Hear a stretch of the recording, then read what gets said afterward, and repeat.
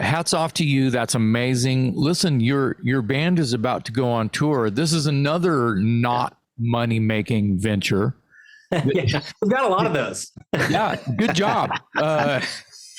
Hey man, it's the nature of the beast, isn't it? Hey Dave, that's why he's on the show. Yeah, exactly. That's why he's here, because he's on the front lines.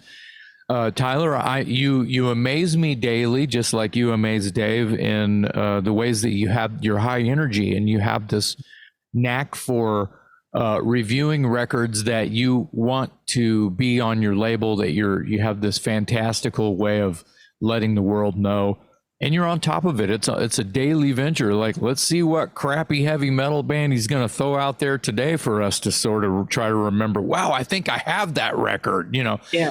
Kind of, because I kind of live for your postings to see if I have the record that you're talking about. The good news for you, you'll like this, is you stump me every time. There's a bunch of stuff you're holding up in your social media plugging. Then I'm going, well, I've seen that. So-and-so has that. I don't have that. Wow. So it's intriguing. Well, stumping you is always the goal. That's right. Yeah. So you're about to embark. When does your tour? I'm talking Leather Duchess now. Right. You're doing a quick couple of weeks. Is that right? It's 5 weeks. It's 22 days, 22 shows, a few days off in between, but mostly boom, boom, boom, back to back. Yeah. Mm-hmm. Yes, we are doing, it kicks off in Las Vegas. There's not an actual show in Vegas, but we're doing an old school record signing at Moondog Records. And that is next Friday. I've been friends with that owner for a long time, spent thousands of dollars in that store. He's been a great supporter of the band. Every time we put something out, he's like, hey man, get me a couple of copies of that. I'll promote it. I'll play it in the store. So I hit him up and said, what would you think about us doing like a record signing, like they used to do? He's like, man, that sounds great. Like, let's do it. Play an acoustic set, like set up your merch table, blah, blah, blah. So yeah, they love that kind of shit.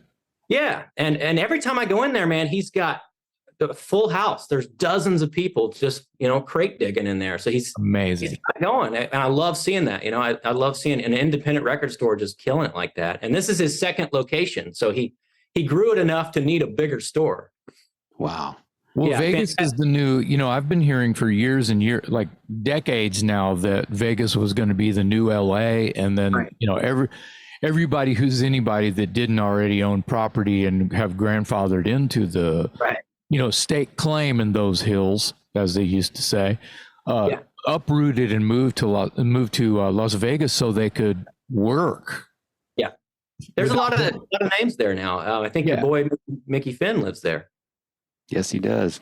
Yeah, well, I mean, lives there. Jeff Duncan. I mean, a lot of people are there.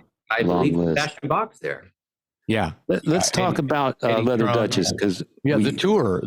Hey, talk about this. And I want to go back even further. So let's fold the tour into the discussion. But tell me, you said you grew up in Oklahoma. Leather Duchess is out of L.A., correct?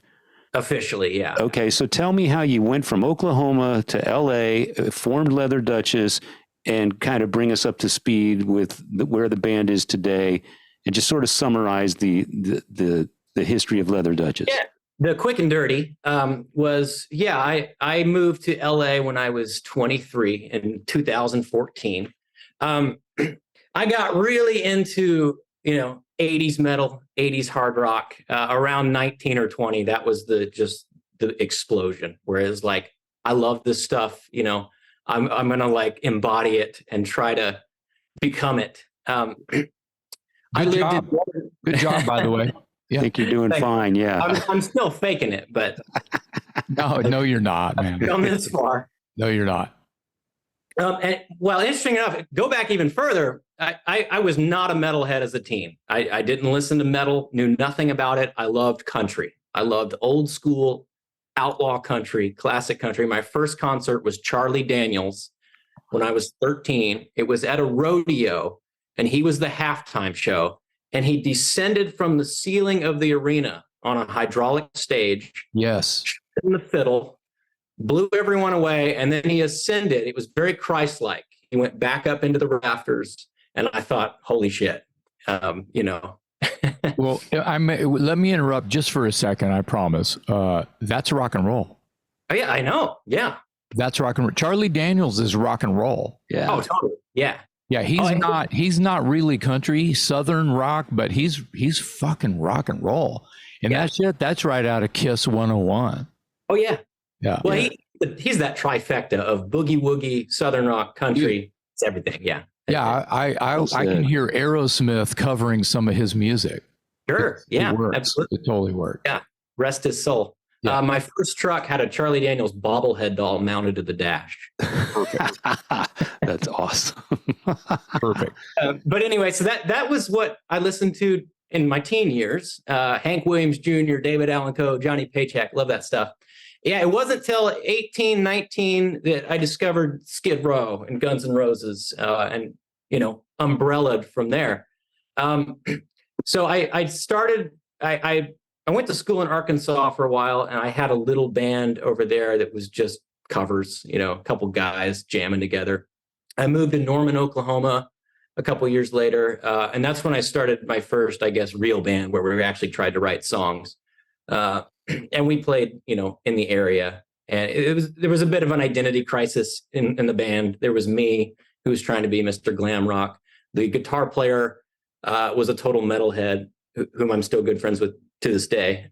He's the guy I have that Pulverizer project with. I don't know. The bass player was kind of like into The Cure and new wave, and then the drummer was like punk rock, Mohawk, you know, Rancid, Operation Ivy. So bit of an identity. It sounds like a kick-ass band. Right. All of these elements. Properly executed, it could be something very cool. Yeah.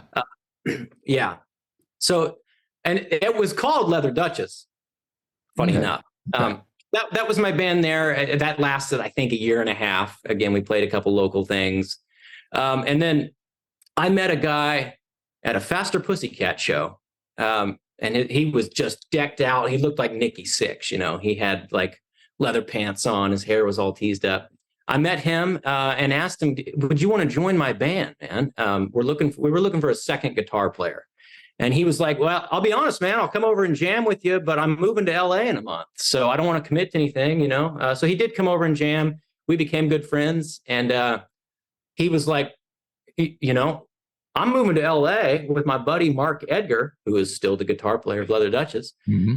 He's like, I'm moving out there in a month. We're kind of looking for a singer for our band. You know, rather than me join your band, would you want to, you know, join us?" And I was at a point in my life where I wanted to make a big change. I wanted to move somewhere, didn't know where. So I thought, well, and these guys were living in a hotel room. So I thought, I'll move out there with these guys. Worst comes to worst, I move back home in 6 months and say I tried it, you know. So I made the move. It was a pretty impulsive decision. Moved out there, and we formed the band, in a hotel room, and got a couple gigs, started writing songs. And he ended up moving back to Oklahoma a couple years later. Storm, the guitar player that I met with, obviously Mark is still in the band. And we met the drummer. He was playing in another band. He was playing bass and singing in another band, a local band. They were opening up for Junkyard. You're talking about Jake? Yes, Jake is our drummer. He was playing bass and singing in another band. So we went to see Junkyard and saw this opening band. We ended up getting kicked out before Junkyard went on because the guitar player was underage and he had a flask of whiskey in his boot. So they said, "Y'all are out." Rock yeah, smart. Good move. Yeah. Classic tale. Well, so he got caught. That's how you know you found your guy. Yeah. So we did not get to see Junkyard, but we saw the opening band and made friends with Jake. And originally, he was still playing in that band, and he was like, "Well, I play drums," and you know, he was funny enough. He was wanting to wear all the makeup and tease his hair and wear all that crap, but the band he was in wasn't really letting him. They were like, "You can pick one of those things, but you're not doing all of it." So, all of a sudden, this band comes to town that was letting him do all of it. And we were like, "No, man, you know, deck yourself out." And he was like, I've found my guys now. So he was originally supposed to be the drummer until we found a guy, but we quit looking for a guy because, you know. You found your guy. Yeah. So he became the drummer, and that solidified the core of the band. It was me, Mark, and Jake, and it always has been. And I've always been thankful that we've had that core, because a lot of bands are one guy, two guys at most, but we've always had, enough of a solid foundation that it is a real band. How long have you been together now? Next year will be 10 years. 10 years and two full-length albums? 2 full-length albums. It took us 4 years to get a proper album recorded. But we were very adamant about our first release being a full LP. We weren't going to do demos. No EPs, no trickling singles. The first release was going to be a full LP. And we were very, adamant about that. And it was. So we waited until we could properly record 11 songs and stamp it on a full album. And that came out in 2018. Gunslinger was the first release.